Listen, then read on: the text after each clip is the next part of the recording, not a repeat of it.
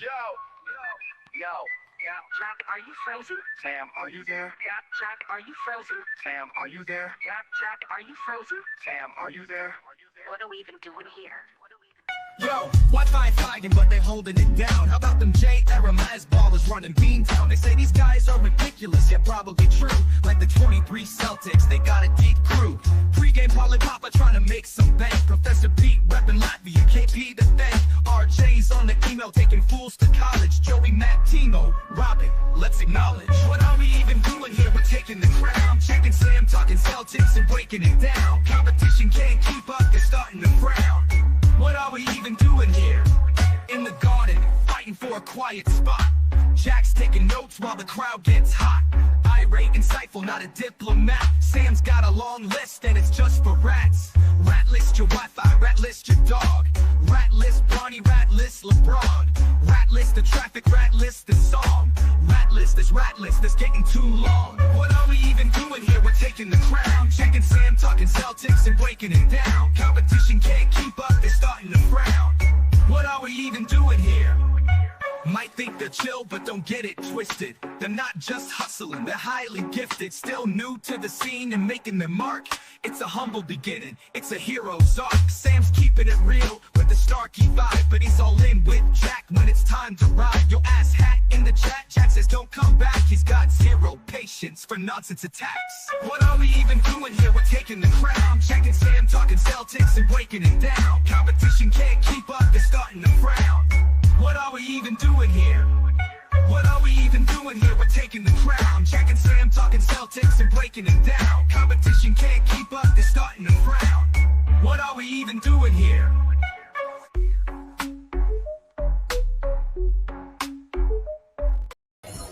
Whoa! Pregame back at home at TD Garden, where I was reminded how lovely it is when your sneakers stick to the bathroom floor. Take a piss at the urinal. Nick NBA is here today, joining us. He is a regular on the pregame. Nick, hello. Hey, what's up, guys? Hey, I feel it. Hello. Sam, Hi, I think you're a Jack. little. I think you need to move the mic. Yeah, come here. Come closer. Yeah, bring it in. Oh, No. You, Yeah. closer. Oh, There you okay, go. my bad. It is this mic?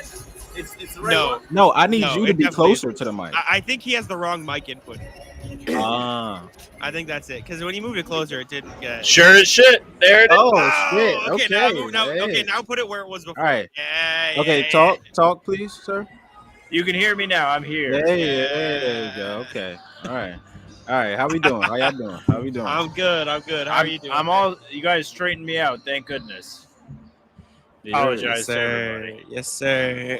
It's all good, my bro. Good. A lot of Nick love in the chat today. Everybody's happy to see him. A lot of love for everybody else in the chat. Beast. Shout out. Oh I man, think I got I- the sniffles Thanks, today. Jay Glover. Jeez. You got the sniffles? Oh, I see. He's struggling over there, man. I mean, it was bad. he might be overcome with emotion. It was pasta day once again here, and pasta buffet, pasta bar. They made your dish right in front of you. It was lovely.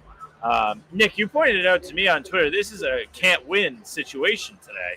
If the Celtics win, their record is going to be 6-7, as we talked about. No, don't start this show like this, And- bro. I mean, I don't know what I want. Would I rather them lose? Would I rather them win? I feel like I don't want.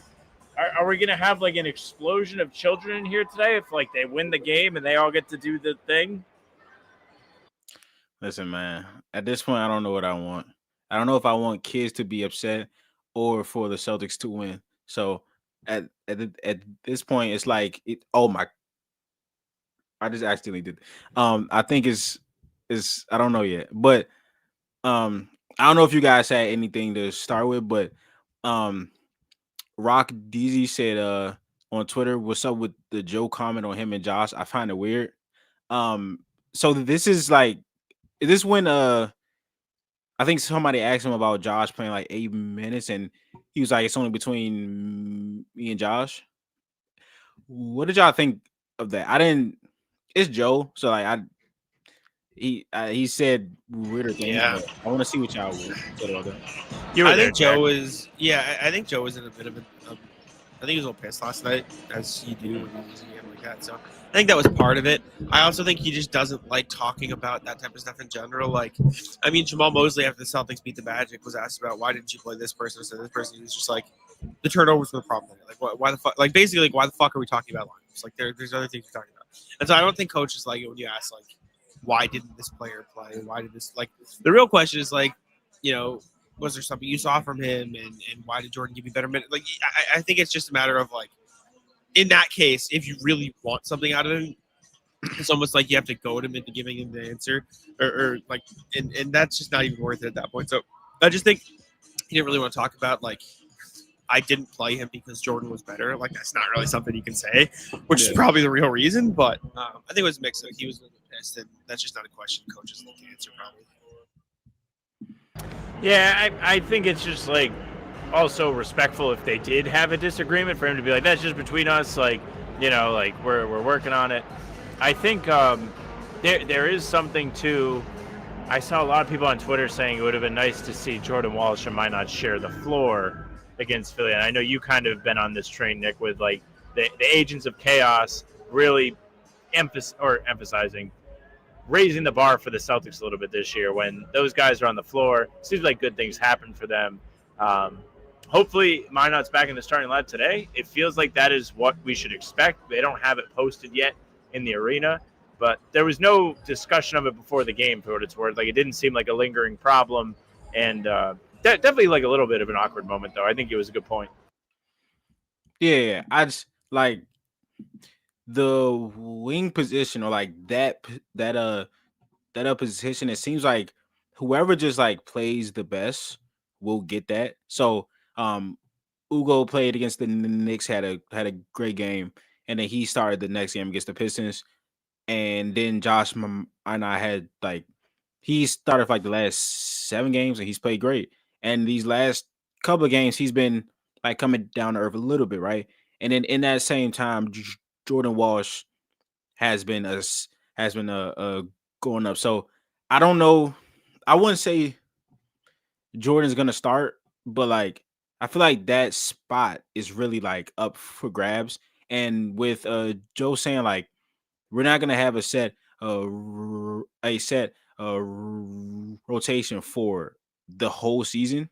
That spot, whoever's playing the best at that time, will probably start. So I wouldn't be surprised. Not tonight, I don't think, but I think if Jordan keeps it up for like the next 3 games, and might not has like, because I think he had 3 fouls in 8 minutes last game. So if he continues to like foul his way out of playing, okay, yeah, appreciate you, RJ. If he continues to have like some quieter showings compared to what he did in the first couple of games that he was in the starting lineup, and Jordan keeps up this play or gets better, I wouldn't be surprised if he ends up starting, even though I think Minot's more of a power forward than Walsh. I think Walsh has been rebounding good enough because he's had 4 rebounds, 7 rebounds, 6 rebounds, 6 rebounds, 7. So yeah, he isn't more of a 4 than Minot, but I think his rebounding has been pretty good. So I wouldn't be surprised there. Yeah, Jordan really impressed yesterday. Like, and one of the things that stood out to me, I said it to Jack on the post-game show, was he has the big moment against Magic, makes the big dagger shot, and then kind of comes out of the gates on the next game kind of cold, missing everything. Like, he's doing a lot of good things to get himself to the right position to score the ball. It's just not happening for him. Doesn't get discouraged, keeps grinding on defense, and then ends up having the 3 stops on Maxey towards the end of the game. By the way, he was guarding Maxey the entire time, and I think that says a lot about the trust he's earned from Joe Mazzulla to have that matchup. Somebody who has like historically killed this Celtics team since Mazzulla took over. You'll remember Christmas Day last year. He was just a monster, like lit them on fire here. And they had no solution for him, even with Drew Holiday and Porzingis on the back line. I don't know. Walsh. On Christmas. Walsh. Oh, my God. Already. Wow. Okay. Shit. All right. That was quick. Yeah. Go. I'm sorry, Sam. No, this is big. I mean, why not? We actually have like this is why not. Maybe it's Jordan Walsh today. Maybe he's the guy that's on fire right now. He's the guy that really is in a good rhythm.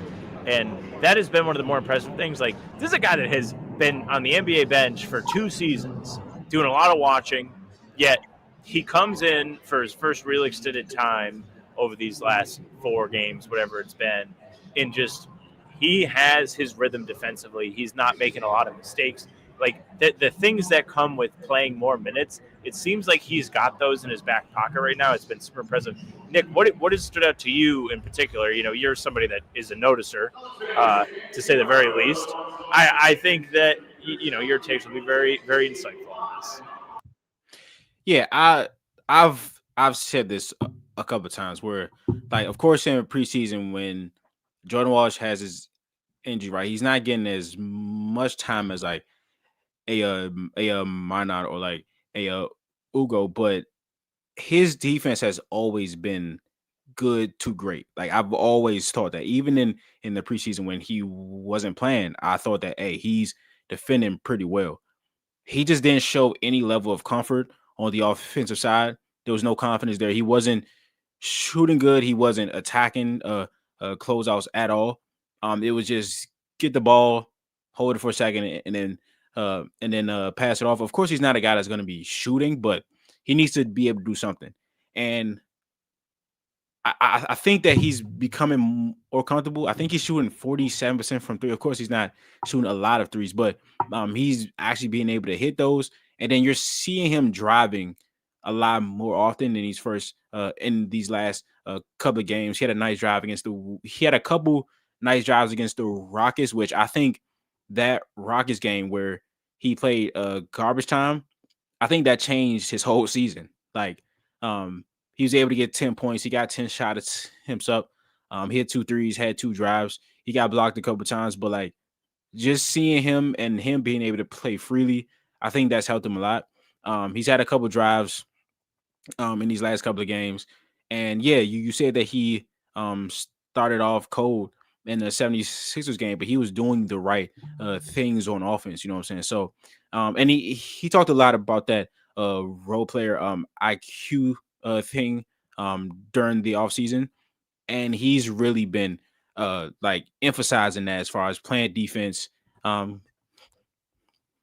Thank you, Nick. He's been really doing that, emphasizing playing defense and then doing the things on offense like crashing and screening that gets better scores in scoring position. So yeah, I think it's really good. Yeah, I mean, Jordan Walsh is currently a plus 43 on the season in his minutes. Nish Kane is the only other guy in the Celtics with a higher plus 83. He's one of 3 Celtics plus 30 or above. The other one's Pritchard. Like, he's objectively just playing winning basketball right now. Celtics are 4-4 when he plays. Shooting 48% from the field, 46% from 3. He's been a monster on the glass. He's one of their better defensive rebounders over the last few games, the way he crashes. The defensive play speaks for itself. I mean, he just completely locked up Tyrese Maxey on his last 2 possessions. He's getting 1.3 offensive rebounds a game this year, too. Like, oh, I lied. It is just been positive impacts, play after positive impact play for Jordan Walsh since he has played these regular minutes. I think he's earned the start.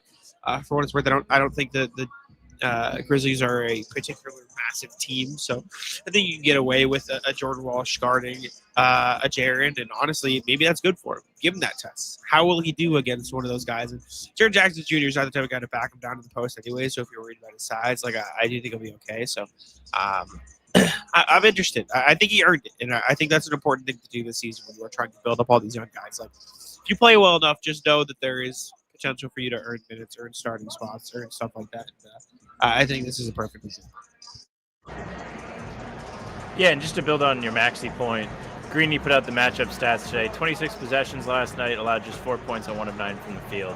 Pretty crazy for a guy that just has not played a ton of minutes up to this point and is playing against somebody who's having the best start to a year of his career in Maxey. Super impressive stuff. Let's see. Rui in the chat asked us, what is the matchup we're looking forward to the most tonight, all 3 of us? It would have been fun to see Ja. He's always exciting. Super cool dunks.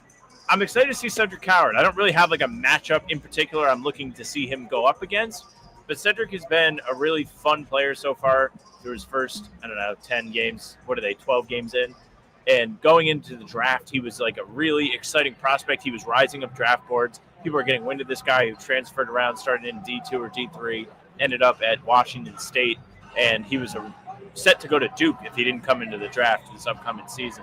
So he looked really good warming up today. Has an NBA body for sure, massive shoulders, jump shot looks clean. Excited to get our first look at him today. Either of you guys hop in if you have anybody else you'd like to talk about. Yeah, I also wanted to say, like, I do think Minot, what he's been able to do this season, I think he's been playing better than Walsh, like, overall. But again, Joe said the rotations we don't have, other than Derek White, Peyton Pritchard, and Jaylen Brown, and also probably Kada. No one's set in this. So like Chris Boucher hasn't played in like 3 games. So if this is too much for Walsh, then Minot plays great, they'll probably switch next game. So it's not something that's set. It's just that Walsh has the high hand right now, and he's starting right now. That spot between him, Walsh, and Ugo, that's going to be going on all season. And so yeah, but in terms of this game, when I went back to watch a lot of stuff last year, to see like without Drew, Tatum, Porzingis, and all those guys, Kada was guarding like not the fives. So if we go against like Embiid, Giannis, those guys, it'll be Horford, Drew, or Tatum, or even Brown sometimes guarding those guys, and then Kada would be off to the side, helping at the rim. But one person that he did check was Jaren Jackson. Now, in this game, they have Jock Landale, so now they have 2 bigs. I'm not sure what the Celtics are going to do there. They're probably going to put Jalen on Jaren. I think Minot would have been a great matchup for Jaren. So I don't think this one is matchup dependent as far as who he chose between Minot and Walsh. But I don't know, Walsh maybe, but I think they might put Jalen on because Lando isn't much of an offensive threat, but he's a cool passer, and he's been quite good for the Grizzlies. So I'm very interested in the defensive matchups in this one. I think they'll probably play it traditionally with one of Jalen or Jordan on Triple J, and then play it out from there. I would be curious if they were willing to do Kada on Jared and one of Walsh or Derek on Lando. You say like, hey, if you want to run Jock Lando post up as your offense, please. And if not, which probably if not, they have a help over guy. So you can come over. Maybe they'll do it, with a different matchup. But I don't think they'll do that. I think they'll probably put Kada on Lawndale. But, Jalen or Jordan on Jared Jackson. For what's worth, I think it'd be really interesting to see how Walsh can do against Jared Jackson, see how it translates to a bigger guy who, for what it's worth, I don't think is a big post-up guy. So maybe it would be fine. But that would be interesting. I just think they'll probably tradition. Yeah, it would be a funny thing if they did a reverse Drew Holiday, where it was Gary brought it up in the pregame press conference today. Last year, you'll remember Memphis came here and they just left Drew Holiday wide open to shoot threes. It's like, yeah, Jack, great point. Just go ahead, post up Jock Landale. Do it. Just run that as your only offense today. We'll see where it gets you. Nick, I wanted your opinion. Last night in Philly, Celtics up 9 points fourth quarter. 8 points, rather. Anthony Simons is going crazy. Comes out the game. Their offense kind of falls off a cliff. Did you read anything into that? Did it bother you? Did you think it was just, based on fatigue and, or did you think it was the right move? Are you pro wanting to have Simons off the floor in the fourth quarter? What have you really gathered on him so far? I know we did the show on Saturday where I made fun of Luka Garza and Anthony Simons to them to just go off the next day. But last night in particular, did that rub you the wrong way at all? Did you think anything of it? I'll let you have at it. I don't know. Of course, when he's hot, you want him to be in the game and stay hot. But I've never thought of him as a closing player. Of course, that him saying again, there's no rotations this year. Like, sorry, there's no like set rotation this year outside of 4 guys. And I think that if he is hot, that he should play. But he's just Simons is just so up and down. So you don't know like when. But I think he should have played a little bit more. But I mean, I don't mind him not closing. It definitely looked like you needed his scoring. Because he had 10 points in the fourth, and he got hot. But I don't know, because maybe if you have him out there, like, then they pick on him, and Jordan isn't able to like stay on a maxi in the clutch. Like, it's just so many other things that you can do if you have him on the court on both sides of the floor. So I feel like, of course, there's a plus to having him out there on the offensive side, especially if he's hot. He had 10 points in that quarter before he came out. But then on the defensive side, you kind of have to think about that. And maybe, with the Celtics being one of the best defenses in the league this season, I feel like Joe wanted to uphold that more than the offensive side, especially in the clutch. And I don't know. Either way, I'm a little iffy about that. I'm not gonna lie, but like, especially for that game, because he was hot and the offense like cratered after he left. But overall,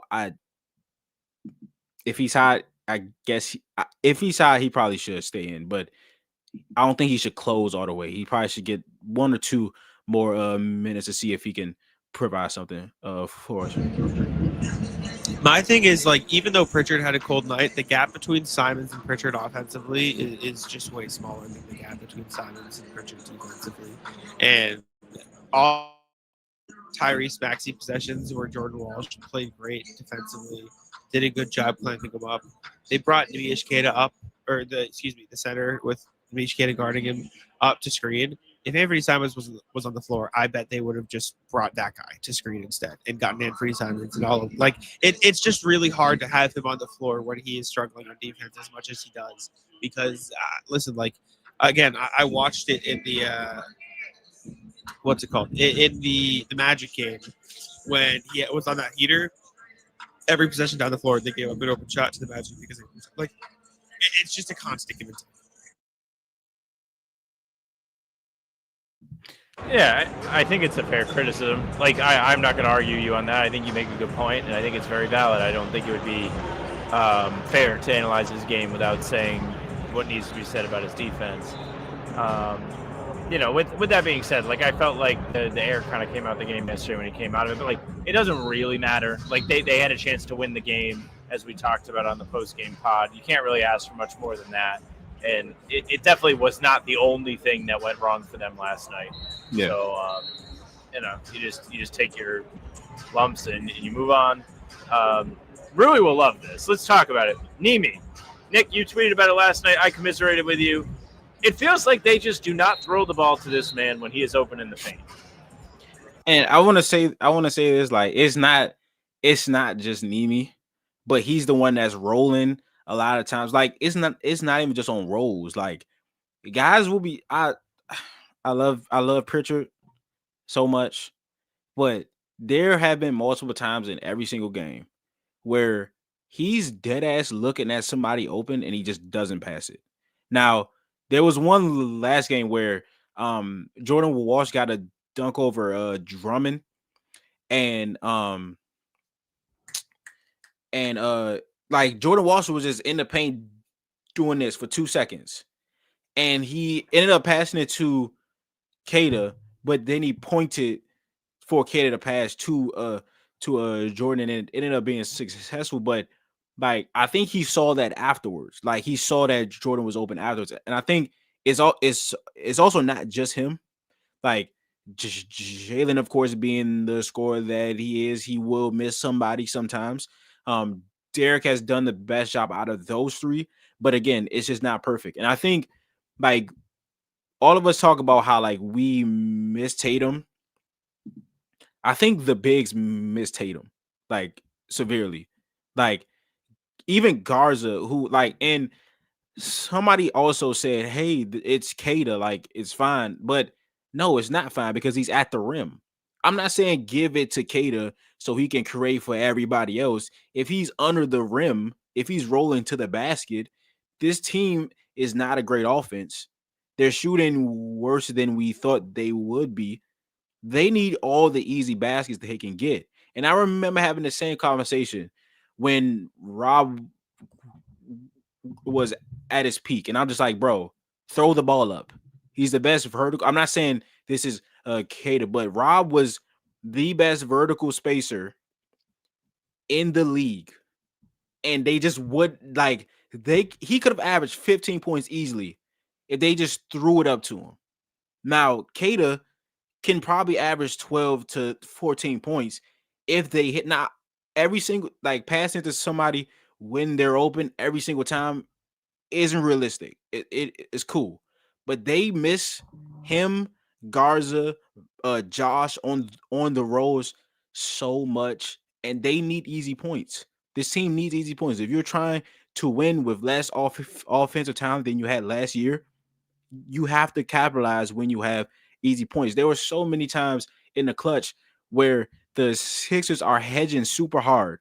There's a 2-on-1 with the roller and a guy that's in the corner. They're doing their jobs. The guy on the corner will come up. Cato would roll. So now that guy is playing in between two people. The ball never got to any of them. So they got to be much better at hitting the roll, hitting people in the corners and situations where the defenders send two to the ball. They just have to be better at that. Yeah, they missed a lot of guys. I mean, I wonder how much of it is just them getting used to it as more primary ball handlers, but it's been bad. And maybe that's something to keep track of as the season progresses. But at the end of the day, you just gotta find it. Right? It's just, you just gotta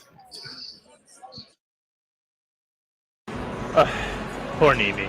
It is funny to just think about nobody rooting harder for Tatum to come back than Luka Garza, who's never gotten to play with him, and it's just like, man, I'm playing pretty well these last couple games. Imagine how many points I could have scored if Tatum was dishing it to me when I was rolling to the rim. Trying to catch up on the chat here. Nick, you'll like this. There is a kid that his family got the premium package. He's out there getting rebounds for the shoot around right now. Rob Williams jersey, ball knower. Y'all are lucky.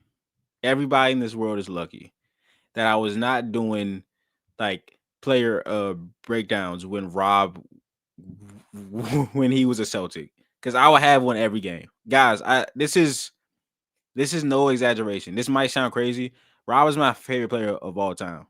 I'd have no shame in admitting this at all. This is a one of a kind player. Now people are saying oh, he's Clint Capella, bro. Rob, he was an insane passer.